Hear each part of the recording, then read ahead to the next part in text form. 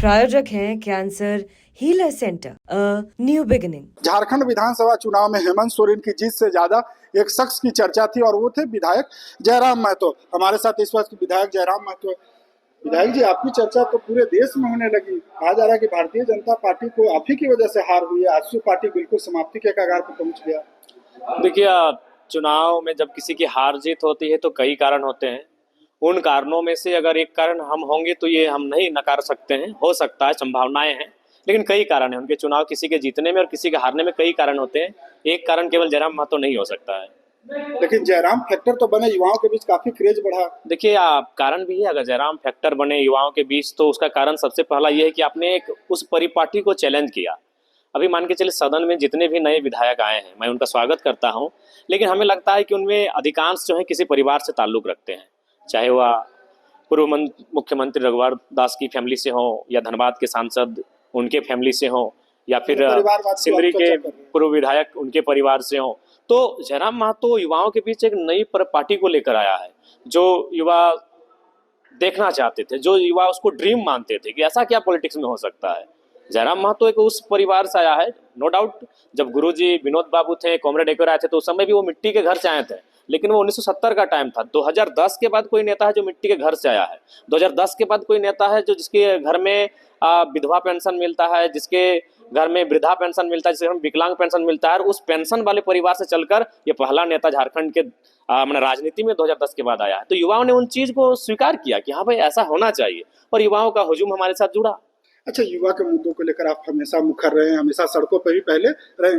इस बार पहले तो प्रतियोगी परीक्षा का पेपर लीक होता था, अब तो जैक का मैट्रिक का परीक्षा। बिल्कुल, ये बहुत ही दुर्भाग्यपूर्ण है। बताइए, अब जो हमारे छोटे भाई बहन लोग आज उम्मीदों के साथ परीक्षा देते हैं, 10वीं की परीक्षा उनके जीवन का एक बहुत महत्वपूर्ण पार्ट होता है। अगर वहाँ उनके साथ देखिए, जो जब कॉलेज में जाके पेपर लीक होता है तो वहाँ तक थोड़ा सा वो मैच्योर्ड हो जाते हैं, वो चीज़ों को संभाल लेते हैं, टैकल कर लेते हैं। अब अगर 10वीं वाले बच्चों के साथ भी अगर पेपर लीक का मामला लगातार सामने आएगा तो वो तो यहीं आप उनको डैमेज कर देंगे, उनको मेंटली डिस्टर्ब कर देंगे। तो कहीं ना कहीं आप इस राज्य की बेहतर भविष्य कैसे बनाएंगे जब तक बच्चे ही आप उनको युवा अवस्था में जाने से पहले आप उनको डैमेज कर रहे हैं।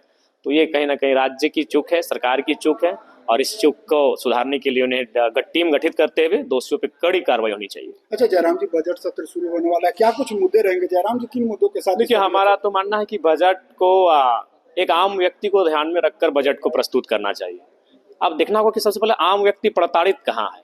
अगर आप आम व्यक्ति को जानना चाहते हैं तो आप अस्पतालों के चक्कर काटिए, आम व्यक्ति प्रताड़ित है। आम व्यक्ति रोजगार के क्षेत्र में प्रताड़ित है। तो आम व्यक्ति को अगर जानना है तो सबसे पहले सरकार को आम व्यक्ति के अभी आचरण को जानना होगा। आम व्यक्ति के जीवन की जो शैली है, जो जीवन प्रतिदिन उनकी दिनचर्या है, उस विषय को जानना हो कि आम व्यक्ति परेशान कहाँ है। आम व्यक्ति बाजार में परेशान है। तो जो भी बजट पारित हो, आम व्यक्ति, गांव के गरीब से गरीब व्यक्ति तक आकलन करके बजट को पारित करना चाहिए। अच्छा, बजट सत्र शुरू हो रहा है, मैया योजना का जो जिस कारण सरकार वापस आई है सत्ता में, लेकिन मैया योजना जो है वो बाप बाप करने लगी। अब तो पैसा ही नहीं मिल रहा है। सदन में उठाएंगे इस मुद्दे को? बिल्कुल उठाएंगे, और हमें लगता है कि मैंने पहले भी कहा था कि सरकार का ये मास्टर स्ट्रोक है। चुनाव जीतने के कई कारणों में एक कारण मैया सम्मान योजना थी, लेकिन उसकी भरपाई करना और उसको बरकरार रख पाना कहीं ना कहीं चुनौती साबित होगा, और बिल्कुल आज वो सत्य होता हुआ दिख रहा है। बहुत सारे लोगों ने हमारी भी आलोचना की थी जब हम मुखर होकर इस विषय पर बोले थे, लेकिन आज सब देख सकते हैं, क्योंकि हम लोग जो कहते हैं बहुत हिसाब से ही किसी विषय पे बात रखते हैं, और आज वो सत्य साबित हो रहा है। अच्छा जयराम जी, आप भी 1932 के पक्षधर रहे हैं, लेकिन नियोजन नीति कौन सी है 1932 की? है राज्य में क्या है ये तो सरकार? देखिए, अभी वर्तमान में तो राज्य सरकार के पास 1985 की ही नीति है, जो पूर्व की सरकार में थी, जो कि इनके ये जो नियोजन नीति लेकर आए थे 10वीं 12वीं, उसको तो खारिज कर दिया गया है। तो उस लिहाज से अगर देखा जाए तो इस राज्य में तो सुदृढ़ नीति नहीं है। और मैं सदन को भी सुझाऊंगा और मैं राज्य सरकार को भी सुझाऊंगा कि जब तक आप 1932 खतियान के आधार पर स्थानीय नीति को लेकर नहीं आते हैं, तब तक जो नियोजन नीति आपके सामने है उसमें जो प्रखंड स्तरीय, जिला स्तरीय जो भाषाएं हैं, उन भाषाओं को अंगीकृत करते हुए एक नियोजन नीति को सटीक बनाया जाए। अच्छा जयराम जी, एक अंतिम सवाल।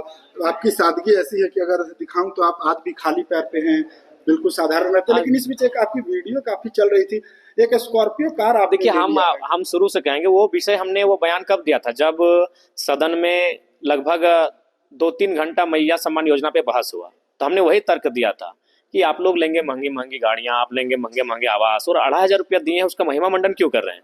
तो अगर आप इतना ही अगर 2,500 रुपये को महत्व मानते हैं तो चलिए एक काम कीजिए, आप लोग भी टीए त्यागिए, भत्ता को त्यागिए, तमाम आवास की सुविधाओं को त्यागिए। और फिर मैं कह रहा हूँ अगर सारे विधायक एग्री हो जाएंगे तो पहला हस्ताक्षर जयराम महतो का रहेगा। मतलब अभी छोड़ दीजिएगा हाँ सारा सुविधा। बिल्कुल, देखिए अभी अगर हम सुविधा को अगर नहीं लेते हैं तो सब ले रहे हैं, 80 तो ले ही रहे हैं, तो ये 81वां सरकार के किसी भक्त को चला जाएगा जो सरकार की भक्ति करता है या सरकार का समर्थक है। तो हम चाहेंगे किसी वीआईपी को क्यों जाए? ये जो सुविधा सरकार हमें देने वाले थे अगर हम नहीं भी लेते हैं तो सुविधा किसी वीआईपी को ही चला जाएगा जो सरकार का भक्त हो, तो हम उस सुविधा को लेंगे। बिल्कुल हम आवास को भी लेंगे और उसमें हम चाहेंगे, चूंकि हमें अभी 3 रूम अलॉटमेंट हुआ है, हम देखे नहीं है, देखेंगे उसके रूम के हिसाब से हम जो हमारे क्षेत्र के युवा जो पढ़ाई करते हैं रांची में, जो तैयारियां करते हैं, उनके हवाले हम सौंप देंगे। अच्छा, तो ऐसे ही खाली पैर आप आएंगे? हाँ, आज तो बकायदा अध्यक्ष महोदय ने भी हमें टोका कि कम से कम आप सदन में अपने नियम का अनुपालन कीजिए। हमने कहा नहीं, जब वचन है निकल चुका है तो ये आजीवन अनुपालन होगा। हाँ।